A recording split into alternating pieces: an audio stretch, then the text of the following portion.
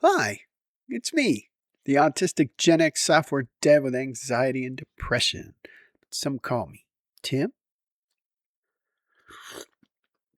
Oh, not too hot today. All right, so I want to talk about sad movies and TV shows.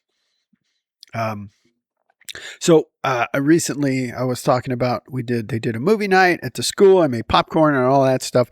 And it was a double feature, which turns out not good for middle schoolers. They don't have the attention span. Should have just watched one movie, but regardless, they watched Inside Out 1 and 2, and I have not watched them.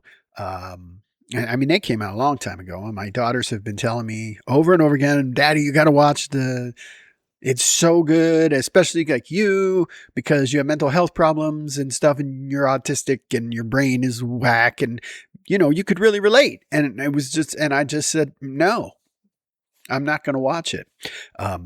Specifically, I'm not going to watch Disney Pixar movies because of Up. All right. Screw you. I didn't know that I could go to the theater with my kids and ugly cry 10 minutes into the film. And then I have to sit there the whole time, just like a wreck.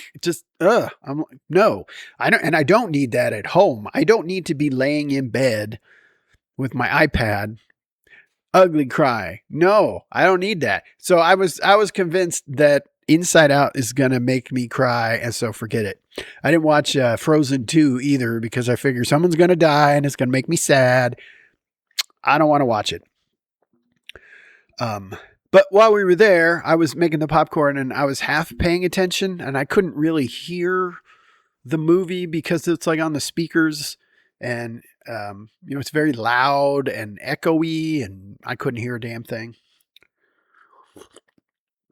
But I did get enough of the movie, gist of the movie to see that like, oh, no, I think I'm going to enjoy this thing. So I went ahead and watched it myself. And yes, it was amazing.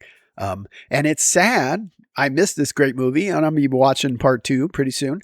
And I missed it because I didn't want it to be sad. Like that little kid who was in the book reading competition and they have to read all these books. It's like All School Reads or whatever. They give them all these books and they read them and ask them questions.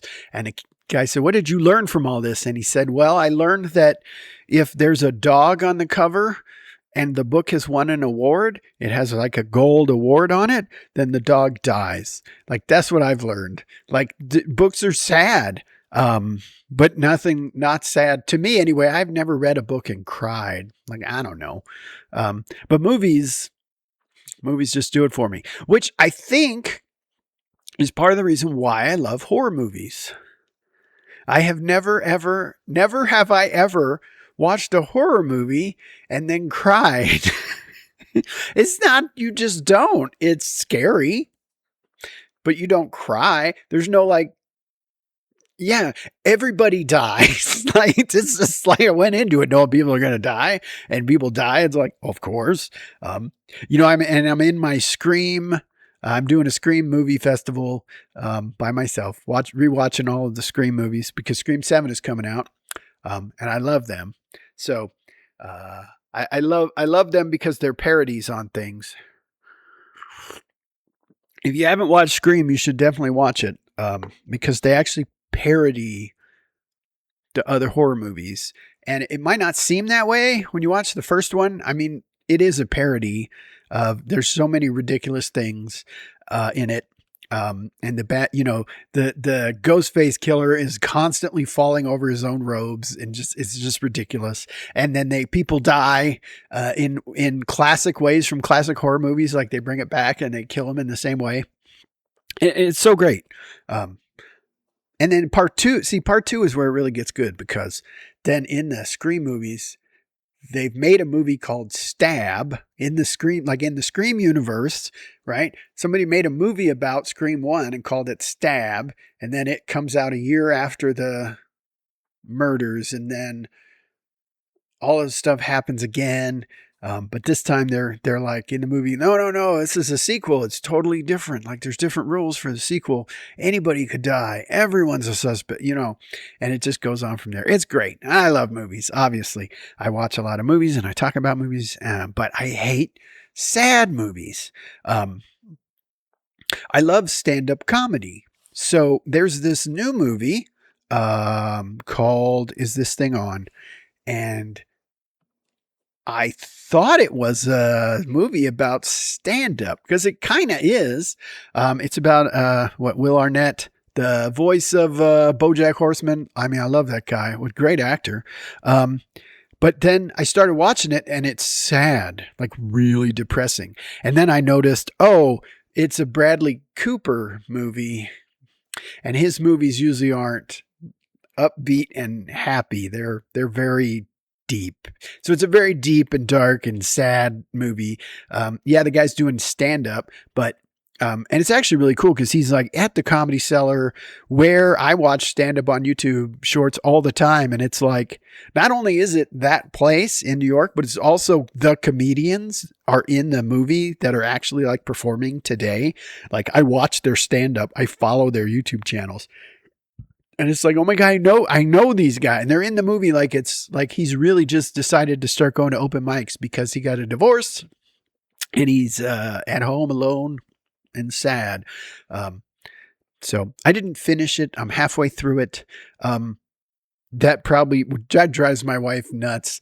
But I mean, really, I can watch half a movie and be like, I'm getting tired, just turn it off, and I'll start it up tomorrow, and it's fine. Or days later, it doesn't matter. Like I find I get to a spot where I'm like, this feels like an intermission, and then I just take a few day intermission.